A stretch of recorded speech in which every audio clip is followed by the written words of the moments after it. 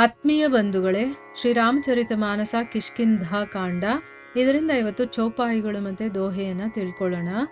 ಬಲಿ ಬಾಂಧತ್ ಪ್ರಭು ಬಾಡೆವು ಸೋತನು ಬರನಿ ನ ಜಾಯಿ ಉಭಯ ಘರಿ ಮಹ ದೀನ್ ಹಿ ಸಾತ್ ಪ್ರದಚ್ಛಿನ್ ಛಾಯಿ ಅಂಗದ ಕಹಯಿ ಜಾऊ मैं पारा जिय संशय कछु फिरती बारा जामवंत कह तुम सब लायक पठइय किमि सबहि कर नायक कहहि रीछपति सुनु हनुमाना का चुप साधी रहे हो बलवाना पवन तनय बल पवन समाना बुद्धि विवेक विज्ञान निधाना कवन सो काज कठिन जग माही जो नहीं होई तात तुम पाही राम काज लगी तव अवतारा सुनतहि भयवु पर्बताकारा कनक बरन तन तेज बिराजा मानहु अपर गिरिन्ह कर राजा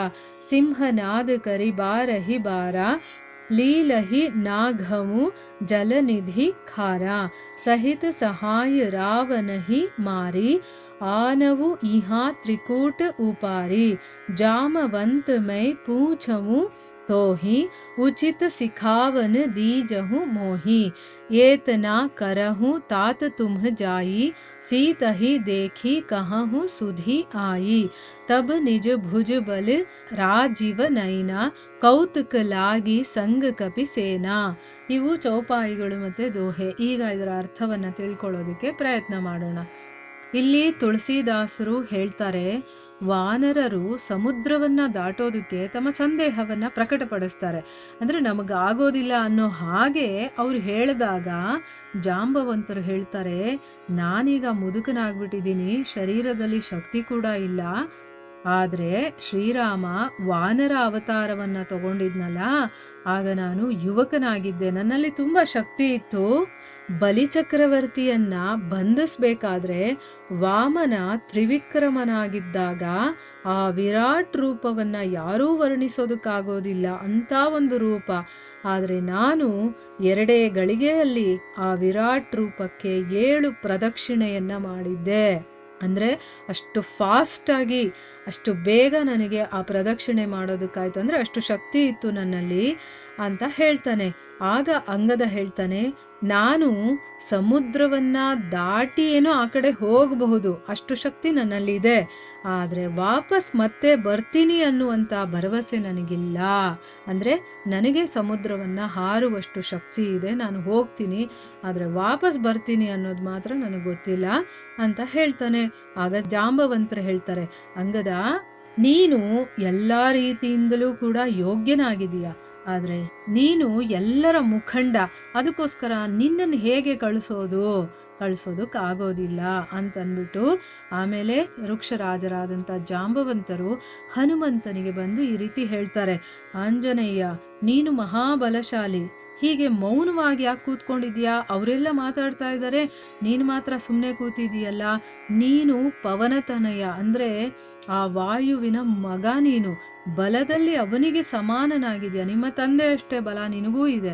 ನೀನು ಬುದ್ಧಿ, ವಿವೇಕ, ವಿಶ್ವಾಸಗಳ ನಿಧಿಯಾಗಿದೆಯಾ. ಅಯ್ಯ, ನಿನ್ನ ಕೈಯಿಂದ ಆಗದೆ ಇರುವಂಥ ಕೆಲಸ ಈ ವಿಶ್ವದಲ್ಲೇ ಯಾವುದಿದೆ?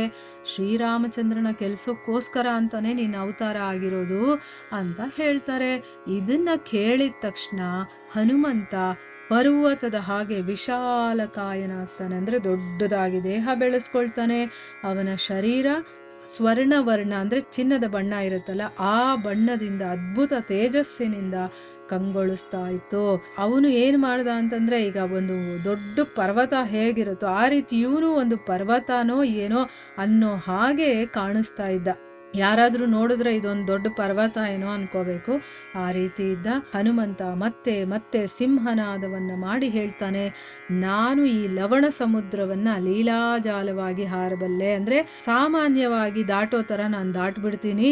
ರಾವಣನನ್ನು ಪರಿವಾರ ಸಹಿತವಾಗಿ ಕೊಂದು ಆ ತ್ರಿಕೂಟ ಪರ್ವತವನ್ನೇ ಕಿತ್ಕೊಂಡು ಇಲ್ಲಿಗೆ ತಗೊಂಡ್ಬಂದ್ಬಿಡ್ತೀನಿ. ಸೀತಾದೇವಿಯನ್ನು ತರೋದಿಲ್ಲ, ಆ ಪರ್ವತವನ್ನೇ ತಗೊಂಡು ಬಂದ್ಬಿಡ್ತೀನಿ ಅಂತ ಹೇಳ್ತಾನೆ. ಜಾಂಬುವಂತರೇ, ಈಗ ನಾನು ಏನು ಮಾಡಬೇಕು ಅಂತ ಹೇಳಿ ನೀವು ಅಂತ ಹೇಳಿದಾಗ ಜಾಂಬುವಂತರು ಹೇಳ್ತಾರೆ, ಅಯ್ಯ ನೀನು ಅದೆಲ್ಲ ಮಾಡಬೇಕಾಗಿಲ್ಲ, ನೀನು ಹೋಗಿ ಸೀತಾದೇವಿಯನ್ನು ನೋಡಿಕೊಂಡು ಬಂದುಬಿಡು ಅಷ್ಟೇ, ನೀನಿಷ್ಟು ಮಾಡಿದ್ರೆ ಸಾಕು. ಆಕೆಯ ಸುದ್ದಿಯನ್ನು ಶ್ರೀರಾಮನಿಗೆ ನಾವು ಮುಟ್ಟಿಸ್ಬೇಕಷ್ಟೇ. ಆಮೇಲೆ ರಾಜೀವ ನಯನನಾದಂತಹ ಶ್ರೀರಾಮಚಂದ್ರ ತನ್ನ ಭುಜಬಲದಿಂದ ರಾಕ್ಷಸರನ್ನು ಸಂಹಾರ ಮಾಡಿ ಸೀತೆಯನ್ನು ಕರ್ಕೊಂಡು ಬರ್ತಾನೆ. ಲೀಲೆಗೋಸ್ಕರ ಮಾತ್ರ ಅವನ ಜೊತೆ ವಾನರ ಸೈನ್ಯ ಬೇಕಷ್ಟೇ. ನಾವು ಕೊಲ್ಲಬೇಕಾಗಿರುವಂಥ ನೆಸೆಸಿಟಿ ಇಲ್ಲ. ಅವನ ಲೀಲೆಯಲ್ಲಿ ನಾವು ಒಂದು ಜೊತೆಗಾರರಾಗಿ ಅವನ ಜೊತೆ ಕೆಲಸ ಮಾಡಬೇಕಷ್ಟೇ. ರಾವಣನನ್ನು ಕೊಲ್ಲೋದು, ಸೀತೆಯನ್ನು ಕಾಪಾಡಿಕೊಂಡು ಕರ್ಕೊಂಡು ಬರೋ ಜವಾಬ್ದಾರಿ ರಾಮನದು. ಅವನ ಲೀಲೆಯಲ್ಲಿ ನಾವು ಭಾಗಿದಾರರಾಗಬೇಕಷ್ಟೆ. ನೀನು ಅವರನ್ನೆಲ್ಲ ಕೊಲ್ಲೋದು, ಪರ್ವತವನ್ನು ಕಿತ್ಕೊಂಬರೋದು, ಆ ಕೆಲಸ ಎಲ್ಲ ಮಾಡಬೇಡಪ್ಪ.